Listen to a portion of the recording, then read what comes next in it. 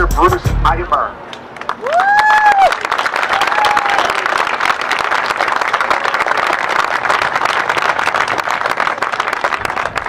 Got a screw loose, just call Dr. Bruce. 1-800-I-AM-NUTS. Okay, so it's a pleasure to be here. I was really pleased that I was invited to add my 2 cents. So hopefully I can add at least 2 cents, if not 2 more. What I want to talk about is a few things. First of all, I want to talk about the fact that as a clinical psychologist and as a human being, I believe that the first law of nature is self-preservation. So the first order of business in life is to keep safe from harm. And those people who fail at this, well, they're not going to pass their gene pool on. So it's natural for people to want to feel safe, right? Everybody wants to feel safe? Yes. Yeah. Lots of people delude themselves into thinking that they're safe when they're not. You know, it's not going to happen to me. I don't need a gun. 7 rounds is enough in my magazine. Just let the government protect me. Well, the fact is that in order to legitimately feel safe, it's better to be safe. And in order to be safe, you got to keep safe. And that's what the Second Amendment is all about. It's not about hunting. It's not about shooting Bambi, as lots of liberals are prone to say. It's about keeping safe. Keeping yourself safe, taking responsibility for your own safety and the safety of your loved ones, those under the mantle of your protection. You know, the first 10 amendments of the Bill of Rights were passed by both the Senate and the House of Representatives of the United States of America. The First Amendment goes back a long time. The First Amendment says that Congress shall make no law respecting an establishment of religion or prohibiting the free exercise thereof or abridging the freedom of speech or the press or the right of the people peaceably to assemble and to petition the government for a redress of grievances, to be safe. The Second Amendment, right? The Second Amendment, that's what we're all here about. A well-regulated militia being necessary to the security of a free state. The right of the people to keep and bear arms shall not be infringed. To keep safe. The Fifth Amendment.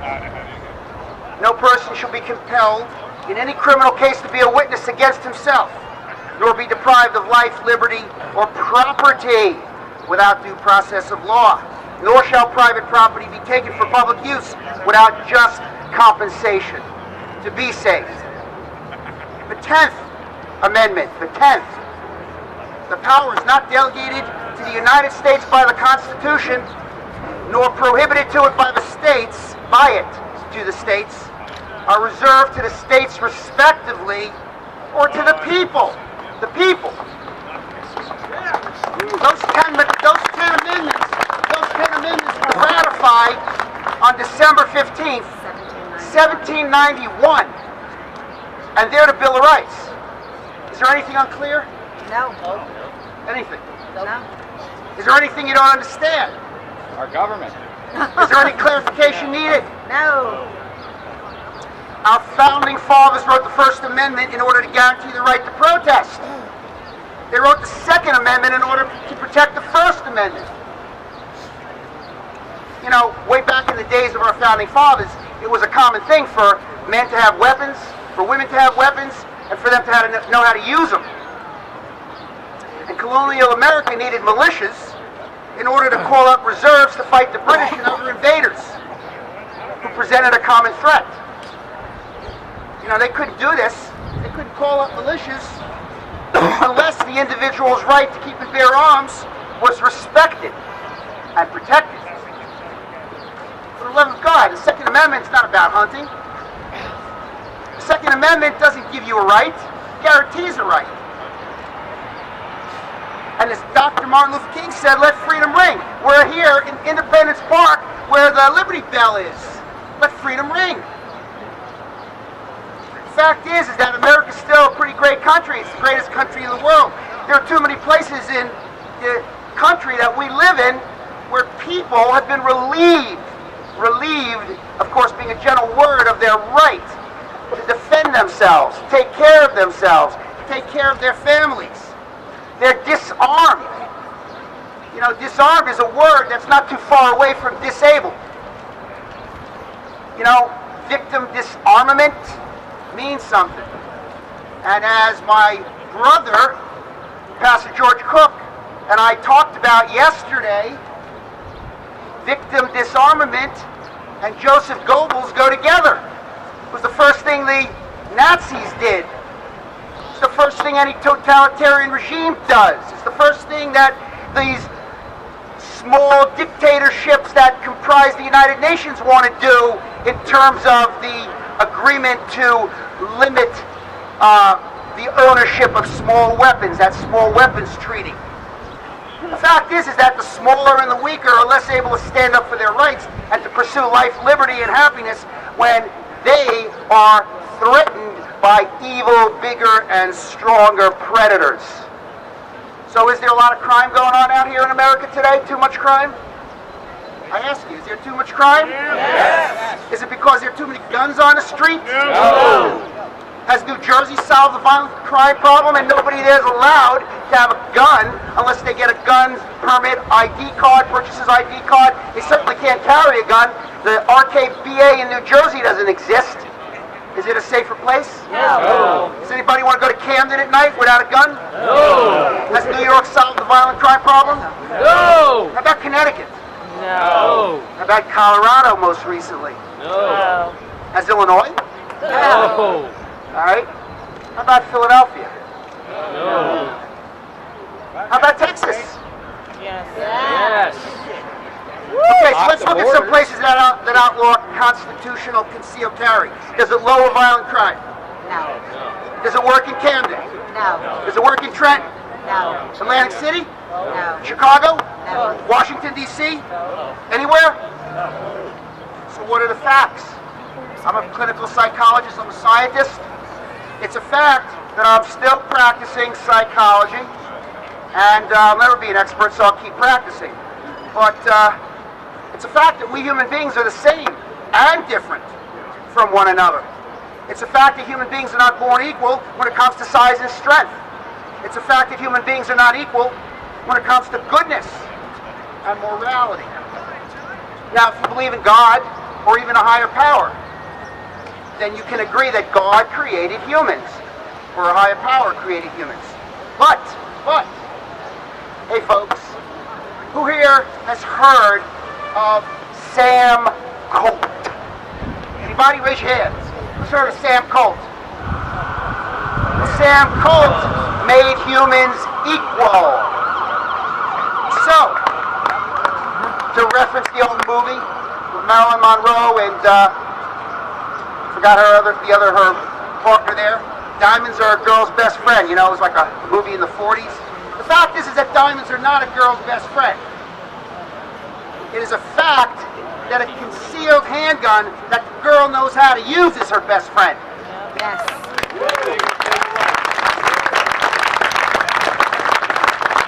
It is a fact that those in political office who would limit the number of rounds that legally armed citizens can carry in their firearm would limit that girl's ability to defend herself against a 280-pound predator that's pumped up on adrenaline and drugs. A mother's ability to defend her child. Turn over.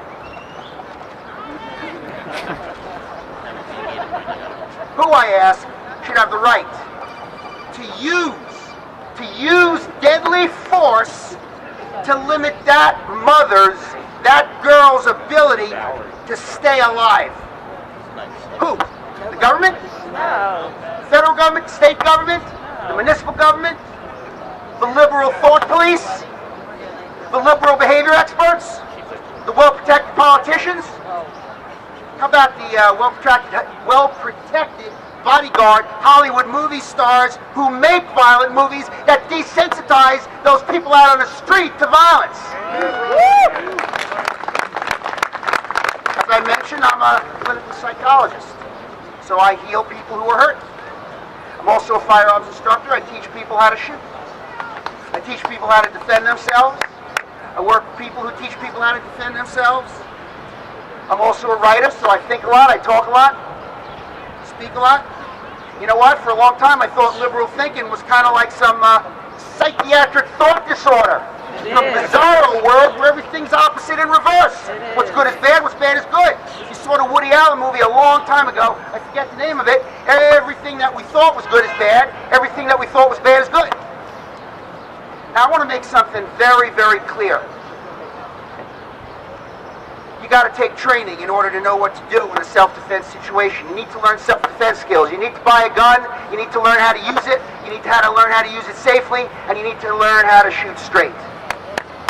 Because if you have a gun and you don't know how to use it under stress, when you're being attacked, what good is it? You know, the gun can be used against you if you can't hold on to it.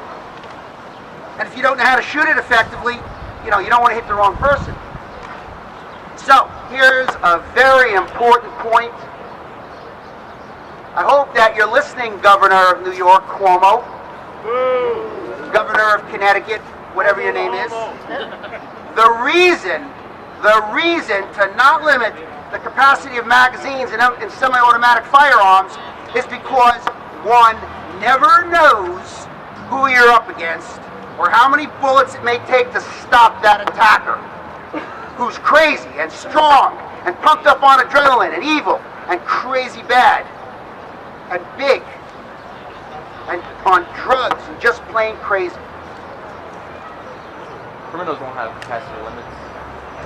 You know, right now we're living in a Great Depression. I don't know if you know that, but if you look at the stats, there's just as many people unemployed, and there are a lot of people starving in this country of ours. Is it a viable solution for this government of ours to spend more money that it doesn't have? Is it a viable solution for this government to spend more money on non-essential projects such as road construction while they cut the numbers of police and border security? I don't think so. It's a fact that violent crime is committed by criminals, violent criminals with guns. And it's a fact that mass shootings in gun-free zones is a big problem. Is it logical to blame the problem on the result? That is, more guns in the possession of violent criminals and mentally deranged people? Is it logical to punish law-abiding citizens by taking our guns away? No. It is a fact that we have fewer crime fighters. They just dissolved the police force in Camden, New Jersey. We have more gridlock on the roads, more gridlock on the highways, and we have more gridlock in Washington, D.C. We have more law-abiding citizens with less ability to keep safe right now. 7-round magazines. Because in the wake of the Sandy Hook atrocity, several states passed more gun laws. Right. And it's a fact that our government is doing everything that it can to build more dependence on government. Fewer police on the street, more gun crime. You know, things don't make sense anymore. Is there such a thing as a common sense gun law? No. Can there ever be such a thing? You know, George Washington was a patriot. He fought for America. And when he won the war, he refused to be king. He became president. He was a patriot. You know, it's a fact that Abraham Lincoln was born in humble beginnings. He was self-educated, self-motivated, intelligent, strong, and tough, and he became a president. He fought for America. He was a patriot. It's a fact that when the New York City's police commissioner, Theodore Roosevelt, at the turn of the last century, turn of the 20th century, he was an adventurer. He knew the American West. He knew Africa. He hunted in Africa and other places. It's a fact that Abraham Lincoln, George Washington, President Teddy Roosevelt, they were all patriots. They weren't afraid to fight for America and to put their lives on the line for America. And they did. Teddy Roosevelt said, speak softly and carry a stick. Right. That's a lesson we all need to remember now. Carry a big enough stick. Carry a big enough stick. It's a fact that Thomas Jefferson wasn't afraid to fight for America. He was a patriot. President Thomas Jefferson said, a strong body makes the mind strong. And as to the species of exercise, I advise the gun. Let your gun, therefore, be your constant companion of your walks. Let your gun be your constant companion on your walks.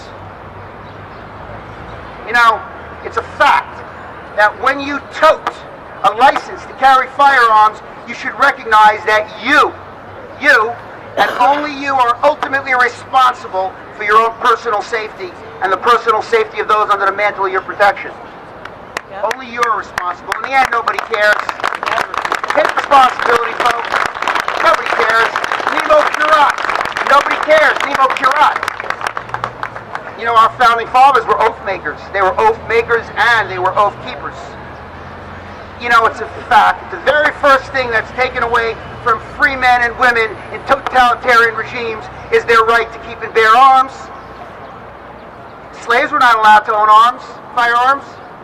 And those who hold political office today, as in the past, took an oath to protect the U.S. Constitution. Isn't that right? Yeah.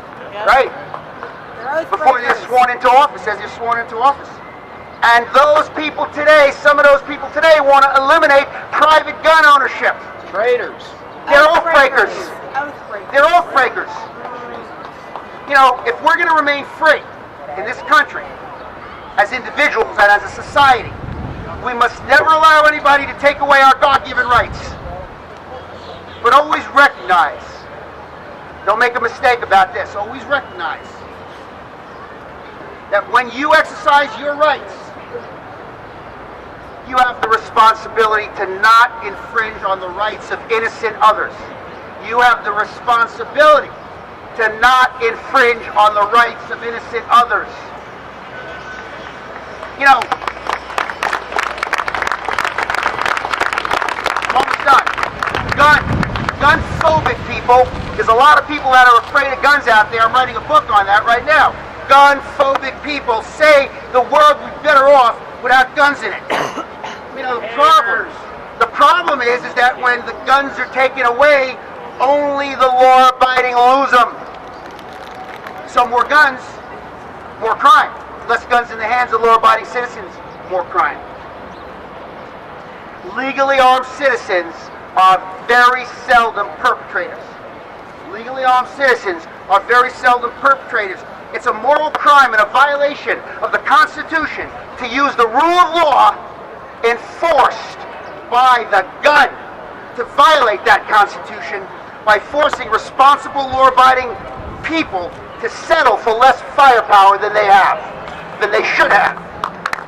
And it's a fact that guns give weaker people who are innocent and law-abiding a fighting chance. We must never cede the right to keep and bear arms. If we do, these rights are gone forever. These stakes are high. There can never be enough police around to save you from evildoers. You're on your own. We're on our own. When you only have seconds, the police are minutes away. When we only have seconds, the police are minutes away. So don't sacrifice your freedoms. Don't sacrifice any of your freedoms. This country was not built on people who are willing to just turn their head the other way and sacrifice their freedoms. And when you agree to give up one little snippet of your freedom,